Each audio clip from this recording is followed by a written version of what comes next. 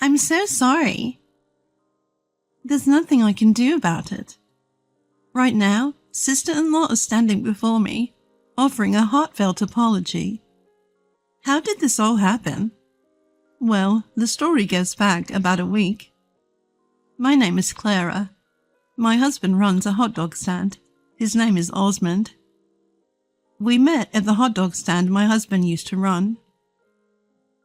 He owned a small hot dog stand near the train station right on my way home from work. I would get hungry after work and often buy a hot dog there. He initiated a conversation and we started dating. After a few years of dating, we got married. The first time I met sister-in-law, who is now apologizing deeply in front of me, was at a family meeting. Nice to meet you. I'm dating your brother. Please treat me well. Nice to meet you. I'm not perfect. But I'm sister, so please be kind. At that time, I thought a nice person had come into our lives. Brother runs a reasonably large company, and sister-in-law is the one who supported him, so he said. He spoke highly of her, calling her a solid and good wife.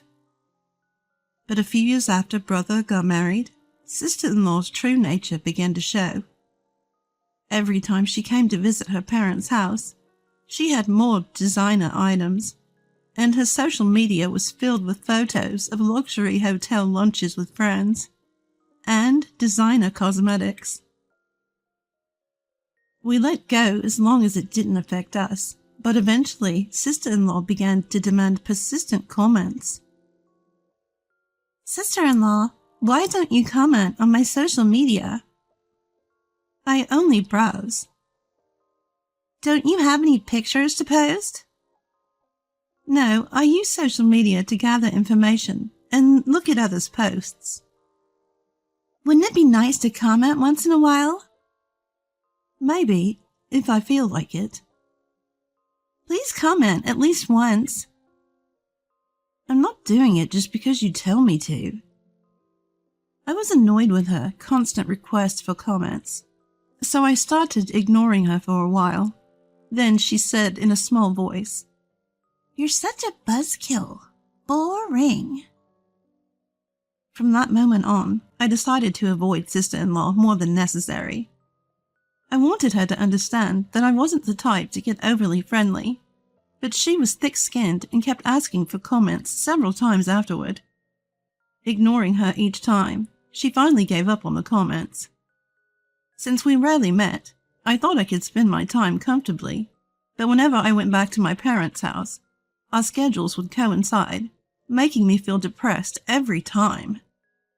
It happened again during my recent visit home. Sister-in-law, what do you think of this bag? It's cute, isn't it? It's a brand new collection. I'm not interested in that sort of thing. Come on now, every girl loves brand name bags, don't they? I genuinely had no interest in brands or expensive accessories, but it seemed to have struck a nerve with her that I wasn't envious. She said, "You don't have to pretend. If you're jealous, just admit it. I can even give you my old one." I was actually disinterested and annoyed, so I replied, "I really have no interest. Besides, I think those things are best left to those who like them." What's your problem? Stop being so stubborn. She snapped and left without waiting for my brother to return. When my brother got home, I protested because I thought her behavior was too much. Hey, can you do something about your wife? What happened? She made a comment that clearly looked down on me earlier, and it made me really uncomfortable. What do you mean? I told him all about her constant nagging for compliments, and her condescending remarks like offering to give me her old things. Recently, she's been treated like a CEO's wife by her housewife friends, and I think it's gotten to her head. I'll have a firm talk with her too, but I'd like you to handle it smoothly. I don't want to fight either, but I don't feel like we can be friends. Just remember to keep our relationship to that of relatives." "I understand. Sorry for the trouble." "I want to say it's not your fault, but she's your wife. Just remember that it affects your reputation." "I understand." After that, we lived peacefully without meeting. There were a few occasions, like weddings or funerals, when we had to meet. Every time I kept my distance, and she seemed to understand, which made me feel relieved. However, during the greetings from my wedding, I was reminded that people don't really change. When my husband and I were getting married, we had a family introduction dinner with my brother and sister-in-law, my parents and my husband's parents. Even sister-in-law, I thought, would not say anything inappropriate in such a setting, but she messed up. "By the way, what kind of work do you do?" "I run a humble hot dog stand." "Oh, really? A chain?" "No, it's an independent shop." "A hot dog stand? That's not even part-time work." "Hey, come on." "But it's a hot dog stand, right? Even if you were the manager of a chain store, it's still just okay." At that point, brother was pale, and our parents were staring at sister-in-law with disbelief. Are you going home now?" "Yes, I'm heading home." "Aw, come on. I wanted to hear more about the hot dogs." I was furious at sister-in-law's mocking tone. "Look, I've been wanting to say this for a while. Can you please stop making fun of people in the way you speak?" "I'm not doing that." "Yes, you are." "You're overthinking it. But it seems I'm intruding, so I'll make my exit now." With that, she clicked her heels and left. But I kept glaring at sister-in-law. "I'm sorry." "I apologize. She wasn't always like this." "It's fine. I know my job is easy to make fun of, so I'm okay with it." "I'm truly sorry." After that, there was a brief bout of apologies, but the meal without brother's family ended in a harmonious atmosphere. Even after the meal, I kept apologizing to my husband, but he seemed unfazed by his easygoing personality. When I went to brother's house alone to hand over the wedding invitations, sister-in-law said, "Oh, a hot dog vendor, but you're holding it in such a big venue." "What does being a hot dog vendor have to do with it?" "Can you afford a dress change?" "If you have complaints, don't come." "I don't mind going, but really?" she said, her tone mocking throughout. If this attitude continued, I was ready to tell both of them that they didn't have to come to the ceremony. But there were certain circumstances with brother, so I allowed them to attend on the condition that sister-in-law absolutely wouldn't approach me. And then the wedding day arrived. The wedding day was held in a relatively large venue. During the ceremony, sister-in-law was well behaved, either due to having some sense of decency or because brother had scolded her. The ceremony ended without a hitch. The reception was mostly over, and we were in the midst of casual conversation when the incident happened. As a crowd gathered around the bride and groom's seats, a drunken sister-in-law approached. She gulped down the champagne in her hand and loudly proclaimed, "A hot dog vendor's wife is headed straight for a low-life existence, isn't she?" The room went dead silent at her words. Sister-in-law, oblivious to the recoiling of those around her, continued to disparage my husband. Then, from a little distance where he was chatting, brother flew over and yelled, "You, what are you saying?" "But it's true, isn't it? Being a hot dog vendor's wife is pretty low, right? She spent her life filthy in front of the kitchen. That's how it feels." You just shut up. Why are you defending her? It's the truth, isn't it? At that moment, my husband stood up and said, You. It's over. What? Right then and there, brother turned to those around and offered a heartfelt apology. My wife is really very sorry. No, I understand your family's way of thinking well enough. What? What is it? What's going on? Listen, the guests at this venue are people who have invested in brother's company or are business partners. What? What have you done? But why? Why would a hot dog stand owner invite such people? They're not your customers. Osmond, you see, runs the hot dog stand as a hobby. He's an investor, far wealthier than us, and holds a much higher position.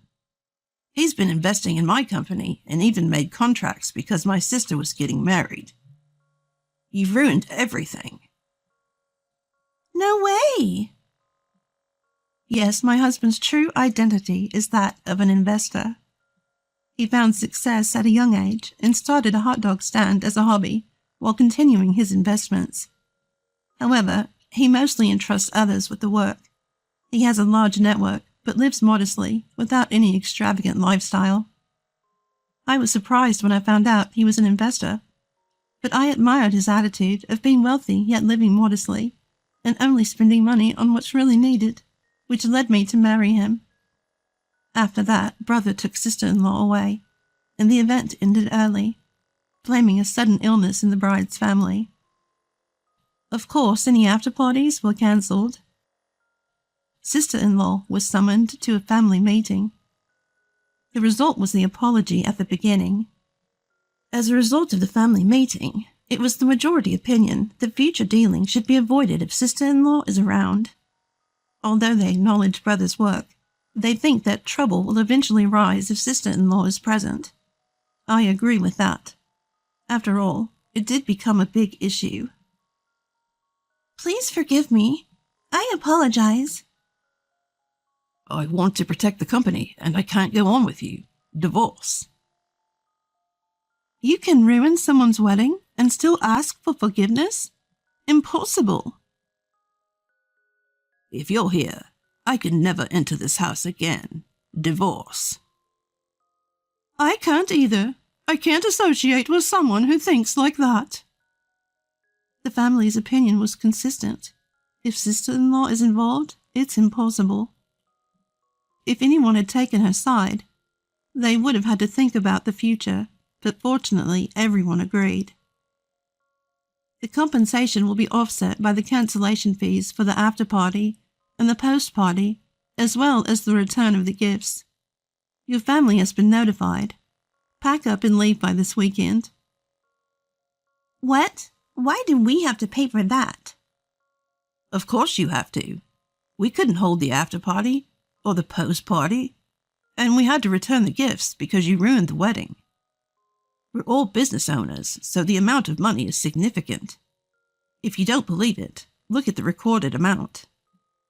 Indeed, the amount returned was quite large. First, most of the attendees were business owners, and since many of them had invested in the husband's company, many were generous with their gifts. The total amount came to about $50,000. Honestly, I thought if we had this money, we could completely offset the wedding costs, but that's the secret. Sister-in-law was breaking down in tears after seeing the recorded amount, but it was none of my concern. You should have behaved yourself. But I didn't know. You shouldn't look down on people just because you didn't know, and you shouldn't judge people by their profession. But you said you were a hot dog vendor. I didn't say anything wrong. I was going to explain later, but you're the one who made a fuss. You didn't even tell me about the people at the venue. You were planning to be mean from the start. If you were truly involved in brother's work, You'd certainly recognize those faces. No need to tell you. Besides, if you were really friends with me, you'd know who was coming and what positions they hold. Yes, she only supported brother at first. After that, she seemed to focus on having lunches, dinners, practice sessions, and fun with the president's wives. So she didn't know the faces of brother's business partners, nor did she know about her relationship with her husband. She didn't even know what kind of work brother was doing now. If she had been working with brother, she should have known who the business partners were, and normally, she should have supported him as an entrepreneur's wife. But sister-in-law said, "I'll work hard on my relationships with women." So you work hard at your job. Entertaining the president's wives is part of the job. And she didn't seem to listen. Though he tried to tell her several times, sister-in-law maintained an attitude of, "I'm doing my best on my own." And it seemed like brother had given up. "You're the one who cut off the friendship." "I don't like your snide remarks. They belittle me. Besides, you don't normally say things to diminish the groom at someone's wedding. You keep it to a greeting." Wah! Sister-in-law was sobbing like a child, but it had nothing to do with me. "Sorry. But can you take her away quickly? She's noisy." "I apologize, but my daughter's parents are coming here to pick her up today." "What's that? You never intended to forgive her in the first place?" "Of course not, because I'm turning a blind eye to your overspending, so be grateful. Or shall I charge you the $80,000 for the overspending? It won't be offset." Inwardly, I thought, so, she overspent beyond our means, huh? But I felt a little lighter knowing I didn't have to deal with sister-in-law anymore. After a while, sister-in-law's parents arrived and tried to apologize deeply at the entrance, but I said, "I don't need that, and I don't intend to forgive her. Can you please take her back quickly?" Sister-in-law's parents simply said, "We're sorry," and took sister-in-law away. Later, I received a DM from sister-in-law on social media. "I'll never forgive you for stealing my glamorous life as a CEO's wife. You're rich, so pay me $100,000 as compensation for ruining my life. Or let me meet brother and tell him that I've forgiven him. So we should remarry. I'll forgive you for ruining my life if you do that. And send me gifts for the birthdays and anniversaries you've missed. I'll forgive you if you send me some of the latest designer bags." The DM read. I quietly forwarded it to brother. From what I heard, sister-in-law seems to be living alone in a small apartment, having even been kicked out of her family home. Apparently, after the divorce, she'd written something like a contract stating that if she ever tried to contact me or brother, she would have to pay a used-up fee, and since she broke that agreement, sister-in-law received a bill for $8 million. Sister-in-law tried to get her parents to pay, but sister-in-law's parents were a typical middle-class family. Even though she's their only daughter, it was not an amount they could casually pay. As a result, they told her to pay it on her own, and that they knew nothing about it, and she was driven out of her family home, now persuaded by brother for repayment. For a while, I kept an eye on sister-in-law's account, but whether she ran out of photos or her friends found out about the divorce, sister-in-law's social media account was gone before I knew it. As for me, I'm working happily with my husband. The work is tough since it's a new job, but chatting with my husband's investment clients and students after school makes it enjoyable. Since my husband isn't fond of luxury, we live a modest life together. The other day I thought I saw sister-in-law. She looked completely different from her once neat appearance, wearing saggy old sweatpants and cheap slippers, carrying shopping bags. I thought, if only she had listened to what people told her, this wouldn't have happened. but I decided it was a waste of time to feel sorry for her and stopped thinking about it.